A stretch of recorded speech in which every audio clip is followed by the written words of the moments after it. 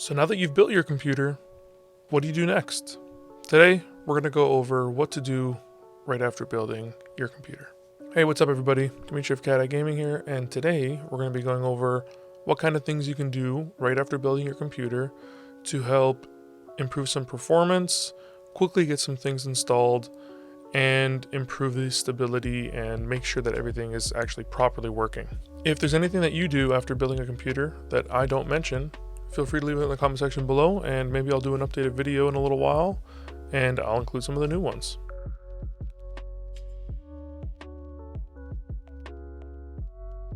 Alright, so the first thing you want to do is when your computer starts to post, you'll get the little pop-up screen for the post, and you're going to probably spam delete or F2 to get into your BIOS.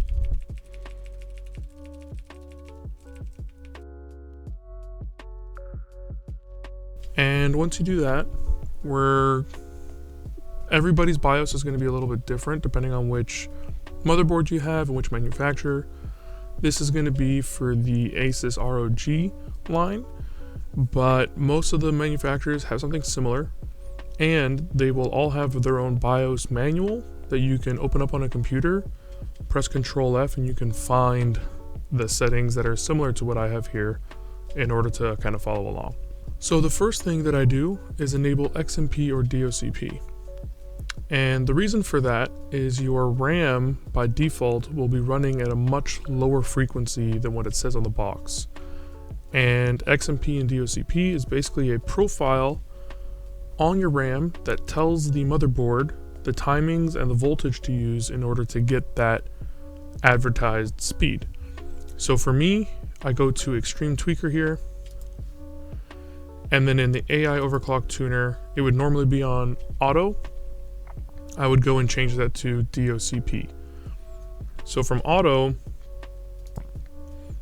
right, to DOCP, you'll see it changes a few settings. It'll change one of the frequencies here for the base clock. It'll change the memory frequency. It will change the voltage, and it'll change a few other settings as well. But now my RAM will be running at the proper speed that it should be. So that's a very important setting, and it's technically kind of like free performance improvement. A lot of pre-built computers will not have this enabled by default. A lot of people don't know to enable this setting either. So this is a really good way to immediately and very quickly improve the performance of your computer if you don't have this on already. Now, the second thing I like to do is control my fan curves. So the fan curves of your computer are pretty important. The big thing is you want to balance the RPM of the fans with the temperature of your components. The higher the RPM, the louder they're going to be, but the better they're going to cool. So what you want to do is you want to kind of balance between those two things and get it so that your CPU is performing at a proper, RPM where your computer is not going to be super loud when you're not doing anything, and it'll only ramp up when it needs to cool itself down. So for example, my CPU fan here, we have it so that it is performing at about 70% of its RPM at 46 degrees, and as soon as it passes 46 degrees, it'll start to increase slowly.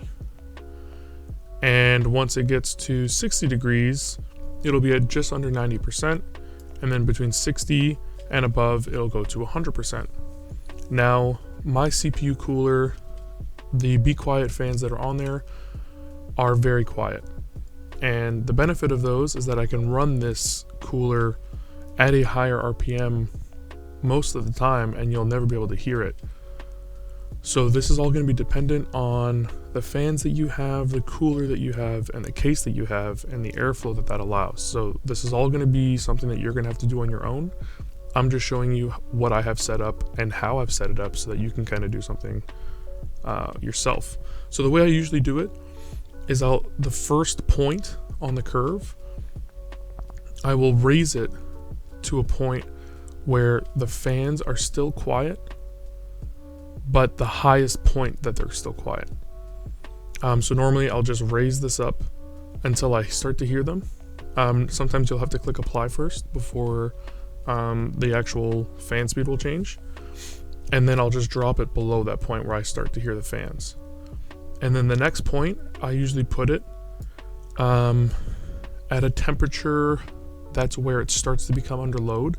So my CPU hovers between 45 and maybe 55 degrees on idle because it's constantly using PBO and boosting itself and doing all that kind of stuff.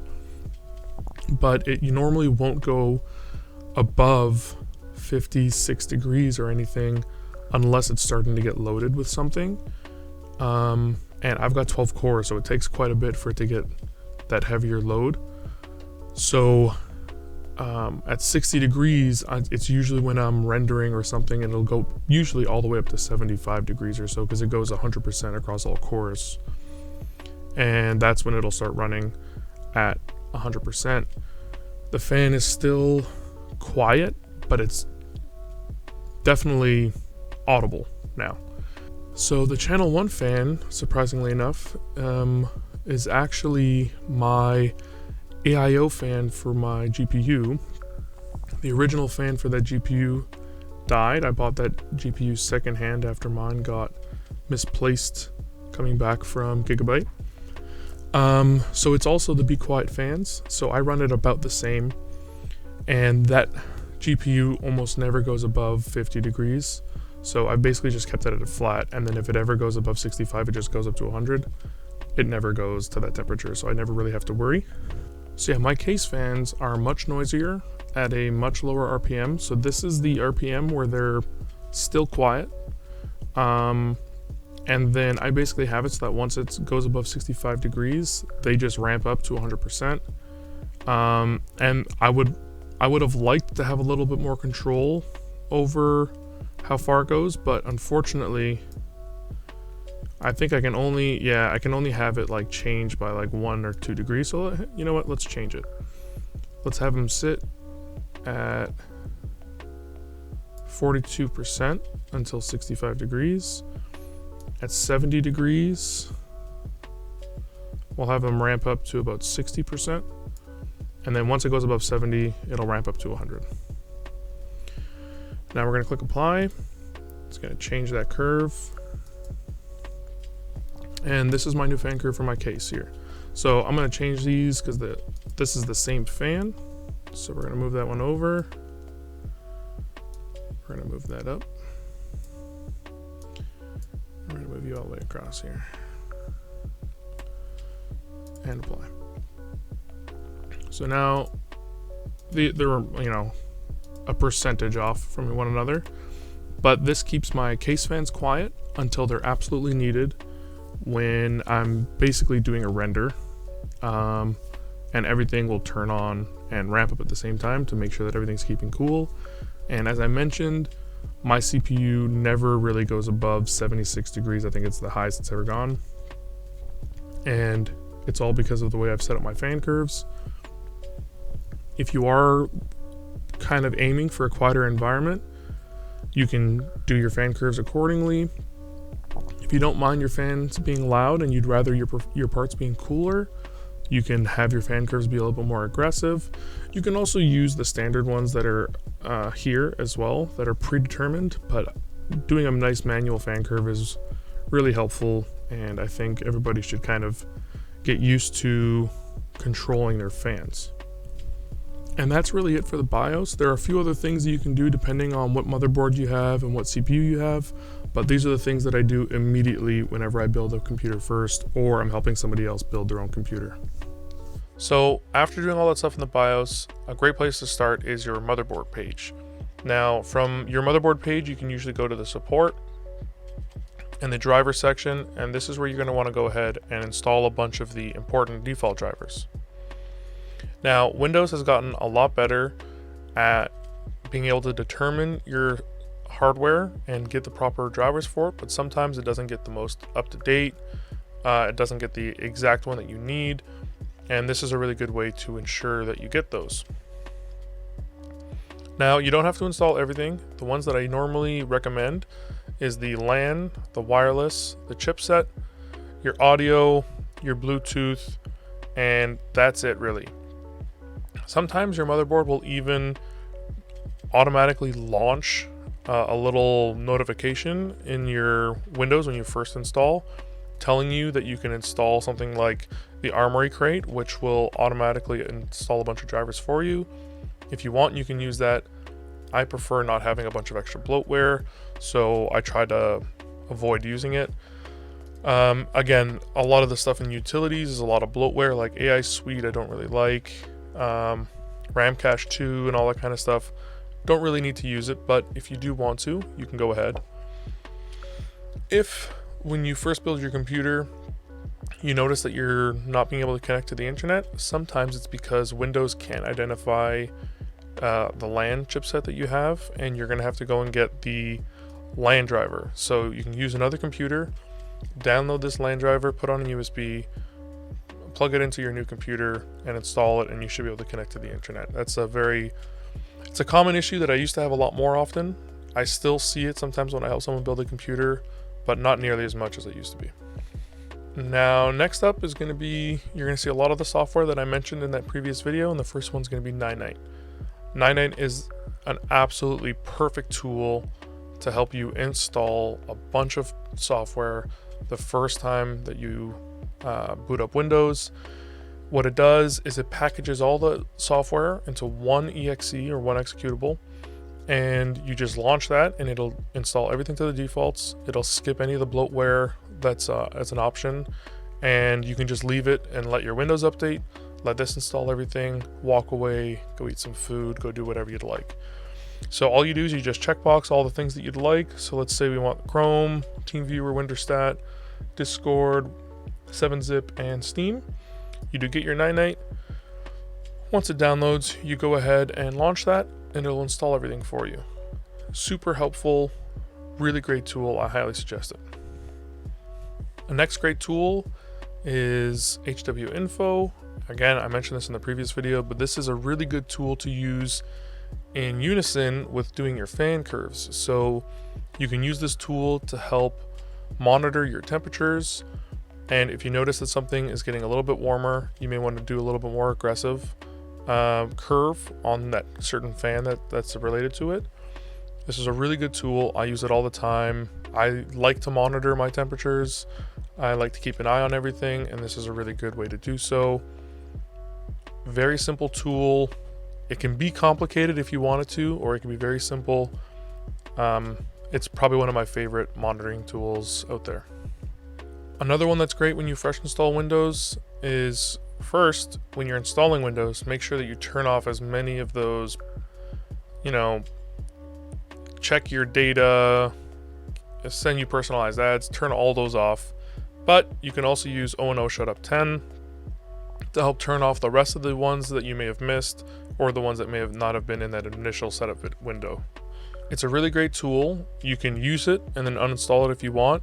Sometimes, however, after Windows updates, they will re-enable certain settings or add a new one. So O&O is a really great way to make sure that you always have those settings turned off. And if you value privacy, I do suggest doing it. It's a very quick tool to use, doesn't take very long, and it entirely helps you out with your personal privacy. And finally, one of the pieces of software that I did its own video on, PowerToys. Now, PowerToys definitely is not something that you need to use or have on a fresh Windows install, but if you do end up installing it when you do your fresh Windows and you get used to using it, it'll really improve your quality of life. And the more that you use it, the more you'll get used to it, and the more that you'll, figure out how exactly you want to customize it. Now, one of the most used things that I use from PowerToys is the Spotlight search. It is really quick, really awesome. It really helps me find everything really quickly. The bloat from the start menu search is a real pain in the butt, so this really helps out with that. And I do often use the window mode to do multitasking, so that I can easily set things up and move them around, and highly suggest it. So that's it. Lots of great things that you can do right after building your computer that will help with the stability, help get things installed quickly, help make sure that everything's actually working. And I hope you guys found these tips and software pieces useful. If you have any questions or comments about today's video, or like I mentioned earlier, if there's anything that you do that I didn't mention right after building your first computer, leave it in the comment section below and I'll take a look at it. Maybe I'll try it out myself, and if I find it useful, I'll include it in the next video that I do. If you did find this video helpful though, please give it a thumbs up, hit that like button, hit that subscribe. If you want to be notified of my future videos, hit that bell icon, and all of those things really help me out, so I very much appreciate it when you guys are contributing, commenting, liking, doing all that fun stuff.